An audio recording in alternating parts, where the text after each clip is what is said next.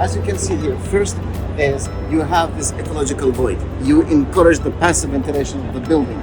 You have a very sophisticated, interesting transportation system. Rather than having lifts standing waiting at each floor, we have these shuttle lifts that take you to these points here, and from here people take escalators. But this is a very innovative way how to circulate within the building. And as you can see, also the louvers that we have used here, they help a lot to mitigate the direct sunlight, and that's reducing the impact of the heat on the building. And also the engineering system that has been employed here, it's called biomimicry. It's like looking at the performance of the building, the behavior of the building, and the mechanical systems are adapting to the needs of the building in that way. So this is one slide that tells you about the energy consumption in its comparison to the typical buildings and how we are achieving the reduction. Here you can see the impact of these ecological voids that we have created, and these kind of pockets that are connected with the escalators, and then the biometric systems that we have employed. Okay.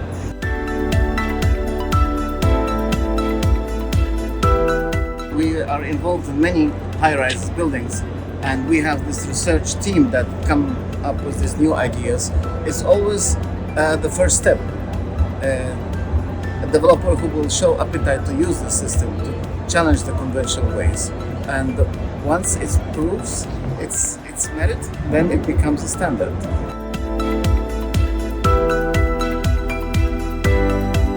It started with this very bold idea, and when it was approved and accepted by a client, then the real hard work started. Concepts are always fun. Taking concept, making reality, it's a lot of hard work. It was very challenging how to create that link, how to lift it, how to fix it, and of course fit it out and so on. So it was done in stages. First it was done, we had these events on site which we call the slides. So they make a piece and slide it, add another piece, slide it, until it crosses the road and goes to the other side. Okay. So we had altogether 8 slides. Each of those slides were celebrated. And then we had the lifts. And the lift was also in 2 stages because it was so huge that the building could have tilted, So to avoid that, we had to make phase 1 welded, and then there was phase 2. It's 2 towers. As you can see, this is 300 meters high tower. This is another 270 roughly. It's all residential here.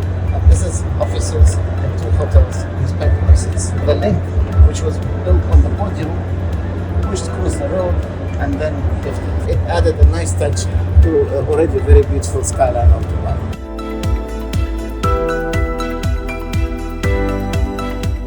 This is the Tadawul building here. So, Tadawul building has this kind of faceted facade, slightly inclined, as you can see, with all these louvers, which also reduce the heat impact on the exterior. But what's interesting, if you look at this building, actually tapers up, So which means there is a void inside, and that void actually has a very good impact on the quality of the interior space. It provides a natural light, but at the same time, it avoids the direct sunlight and the heat.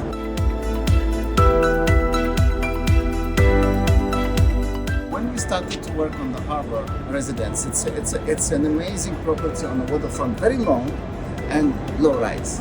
So we need to come up with some solutions which actually addresses the benefits of that site, that you are on the water, but what are the view corridors that you can create? How we take these gates, symbolic gates. They have these fins, but they come and then they form this kind of view that you can see through. And it brings to views on Burj Khalifa as well, Burj Al Arab, and Blue Waters. So what is striking about this development, that it looks very simple, again, the notion of poetic simplicity, minimalism, but these eaves that we have in Japan, usually it's a lot to protect from rain, but they are perfect for Middle East because they provide protection from direct heat, and also they give you privacy for the people from below, because it's a low-rise building.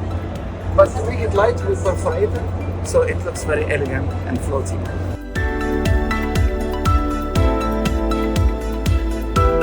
We are like a major company from Japan, and as you know, that Japan is a company scarce of resources, so we treat energy with a lot of care. So sustainability is a core DNA. So what we do in Japan, you see a lot of integration with the public transport that we work on. That I think is an important know-how that we'd like to bring to this region.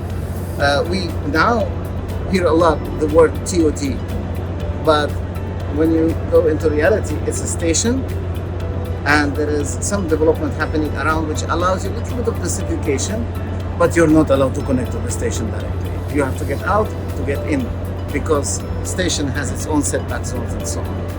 What if we can create more examples of integrated developments that will contribute to more sustainable development? So that's one of the areas that we are quite interested to contribute to.